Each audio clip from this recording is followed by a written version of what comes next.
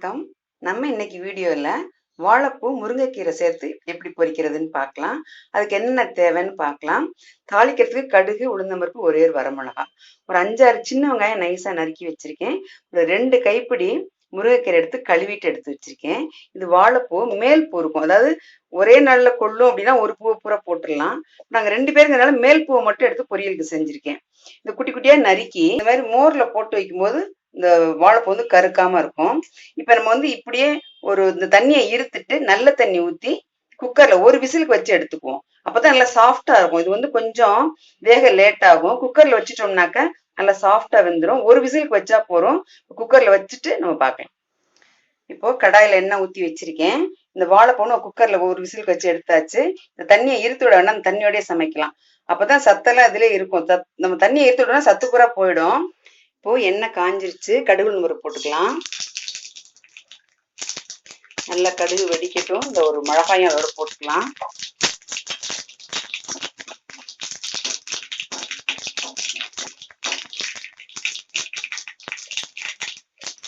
அடுத்து வெங்காயத்தை போட்டுக்கலாம்.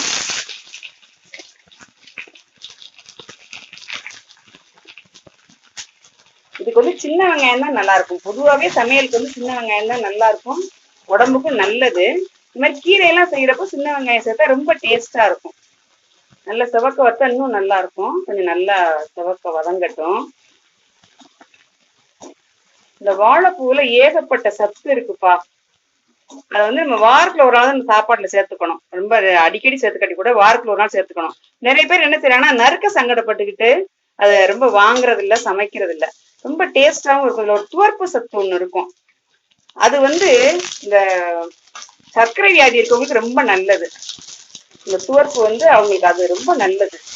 அதே மாதிரி இந்த கீரையிலேயே நிறைய சத்துக்கள் இருக்கு இல்லையா? கீரையை பத்தி உங்களுக்கு தெரியும். முருங்கைக்கீரை பத்தி இதுல வந்து அயன், கால்சியம் எல்லாமே இருக்கு. ரத்த விருத்திக்கு அவ்வளவு நல்லது. இது நல்ல முடி வளர்றதுக்கு நல்லது. நிறைய விஷயங்களுக்கு இந்த கீரை பயன்படுத்தும். கீரை கொஞ்சம் வதங்கட்டும். கீரை ஓரளவுக்கு வதங்கியாச்சு. இப்ப அந்த நம்ம வேக வச்சு வச்சிருக்கோம் இல்லையா அந்த வாழைப்பூ, அது தண்ணியோட எடுத்து கொட்டிடலாம்.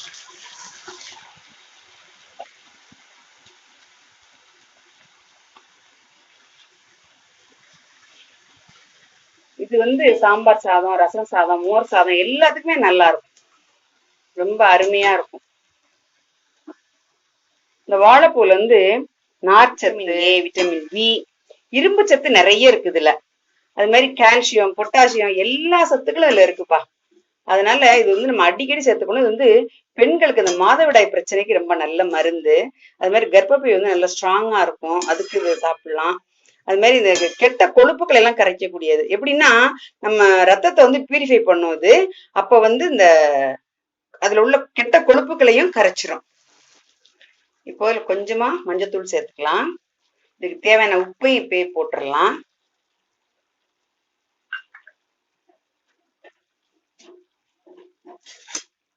இது இறக்கும் போது ஒரு 4 ஸ்பூன் தேங்காய் பூ போட்டு இறக்குனா நல்ல சுவையா இருக்கும்.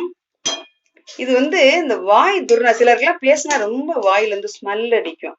அந்த மாதிரி இருக்கவங்க அந்த அடிக்கடி சேர்த்துட்டோம்னா அந்த வாய் துர்நாற்றம் எல்லாம் போயிடும். மூல நோய்க்கு நல்ல மருந்து இந்த வாழைப்பூ. அதனால அடிக்கடி உணவுல நீங்க சேர்த்துக்கணும். இதை பல விதமா செய்யலாம்.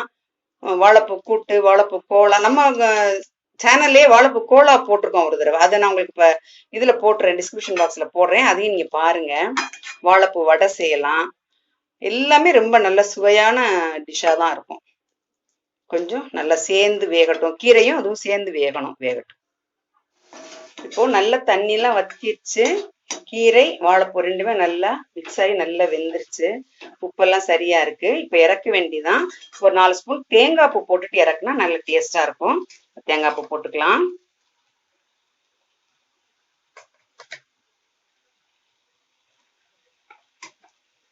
போதும்.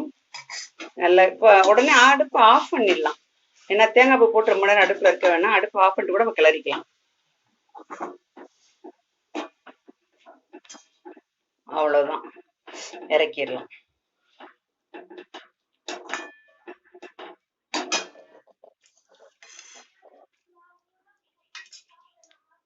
நல்ல அருமையான சுவையான வாழைப்பூ முருங்கைக்கீரை பொரியல் சூப்பராக ரெடி ஆயிடுச்சு. நீங்களும் இது மாதிரி செஞ்சு பாருங்க. பிடிச்சிருந்தா லைக் பண்ணி கமெண்ட் பண்ணுங்க. தேங்க்யூ.